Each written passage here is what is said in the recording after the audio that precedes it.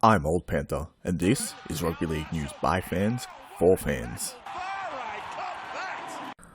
G'day guys, I wanted to have a chat about the bunker, what they can and can't do, plus a bit about the on-field officials and the problems they seem to be having. Firstly, the NRL bunker, as described on their website, is, and I quote, powered by a world-class fibre network from almost every NRL venue in 2017 to improve the accuracy, consistency, efficiency and transparency of the decision review process. They have 57 monitors, 20 racks of servers across the bunker and mobile venue kits, 20 HD video feeds from NRL stadiums to the bunker, 29 kilometres of cable at the bunker and fully integrated communications system, and remote control of the on-site no trigraphic elements from the video ref's touchscreen.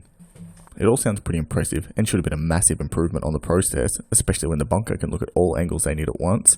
It's also very important to remember what we see on the replays and what the bunker can see. They have multiple angles simultaneously with slow motion and normal speed and anything you could ask for. Now what can the bunker actually rule on? Well, they have a pretty small area within the game that they can actually get involved in, which is two key areas of play: point scoring plays and reportable foul play. Within point scoring plays, the bunker can rule on the grounding, knock on, obstruction. Right, realised he was in trouble. And it has affected the decision of Moses Mbye. He's had to wait to defend. We have a decision. They're happy here at Leichhardt.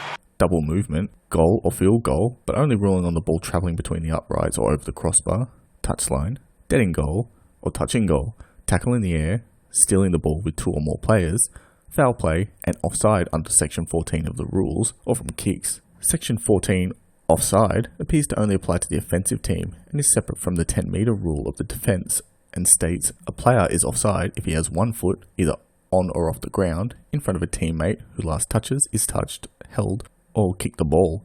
In relation to kick, an active offside player shall not encroach within 10 metres of the ball when there is an opponent waiting for the ball. Now, this brings us to the Raiders-Manly game, where Manly scored off an intercept and the commentary questioned whether or not it should have been checked by the bunker. But maybe the video bunker will have to determine if Manly was onside on their goal line. So you could have penalty Canberra, try Manly, penalty or 8-point try. We'll have a look at the onside first, I'm sure, obviously. Well, I don't think they are. They're not going to. But judging by the bunker's mandate and the rulebook, they actually couldn't look at whether the defence was offside. The on-field officials would have had to make the call themselves. It does surprise me though that the people being paid to inform us of what's been happening mid-game doesn't understand the rules completely, which ends up misleading fans.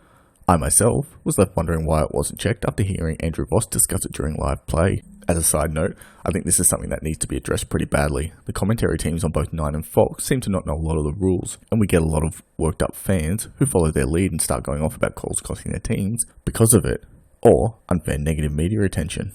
The second thing I wanted to discuss is how the rugby league community reacts to the refs. As mentioned in a very good Reddit comment that said, referees are damned if they do, damned if they don't. They blow penalties, they're ruining the game. They don't blow penalties, they're letting the wrestle dictate the game. They don't stop play for an injured player, they get dropped. They stop play for an injured player, they're taking things too far. During the Raiders-Manly game, play was stopped after Rapana took a quick tap, gaining his team some much needed momentum, completely halting that momentum, allowing Manly to rest and set their defence. Owner asked it to be stopped for this player, Boyle, to come off the field. The problem with this is twofold.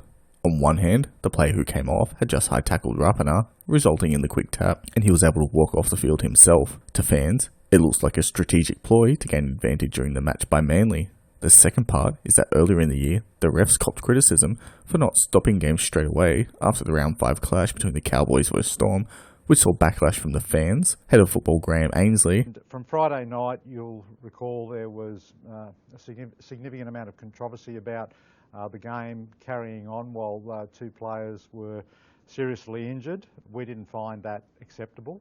As a result of that, and a number of other issues in that game, the two on-field referees will be relegated. And the Cowboys coach Paul Green in his post-match press conference. That was an absolute debacle. That was just, it was just, we had a train. It was explained to our captain on field that the process is a trainer has to go to the touchy. We had a touchy. Our blue shirt was standing next to the touch judge asking them to stop the game. We had our doctor on the field. Our yellow shirt went to the pocket ref and he got sent away. It's an absolute debacle. It's a disgrace.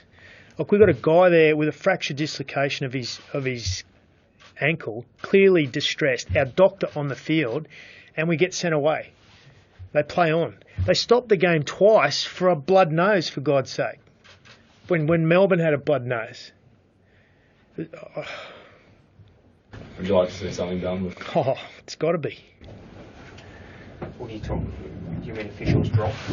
I'm not. That's not my job. My job's to coach my team. But what I'm saying is tonight our players' welfare and our players' safety was put at risk. In my opinion, we need to make the officials' job simpler so we can get more of a consistent approach to how games are officiated, which will help lessen the tension from fans to a degree. Me, I prefer black and white rulings, and if you break them, well, tough luck. I'm not a fan of refs having to use discretion or the idea that refs should be game managers who are more worried about the flow of the game, as it seems to lead to inconsistent calls. The responsibility should be on the coaches and the players to get it right so they are conceding as few penalties as possible. And we also need to make sure people are actually educated on the rules, starting with the media.